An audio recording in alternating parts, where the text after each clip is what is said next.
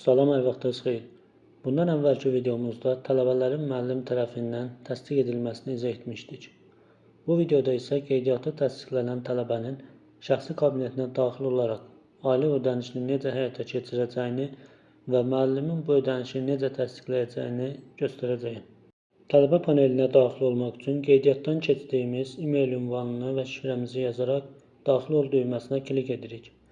Şəxsi kabinetdə ödəniş bölməsinə keçid edib, burada üst hissədə cari qalıq borcumuzu, aşağıda isə indiyədək etdiyimiz bütün ödənişlərin tarixçəsini görə bilərik.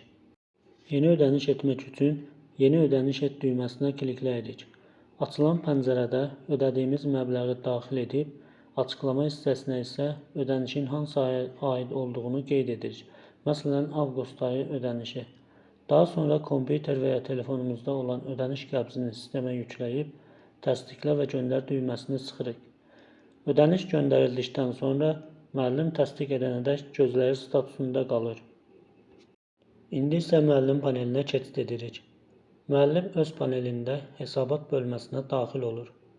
Burada ümumi tələbə sayını, toplam borc məbləğləri ilə yanaşı gözlənilən ödənişləri də rahatlıqla izləyə bilir.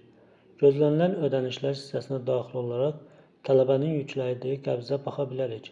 Əgər ödəniş daxil olubsa təsdiqlə, daxil olmayıbsa imtina et düyməsini seçirik. İmtina edildikdə alt hissədə səbəbini də qeyd etmək mümkündür.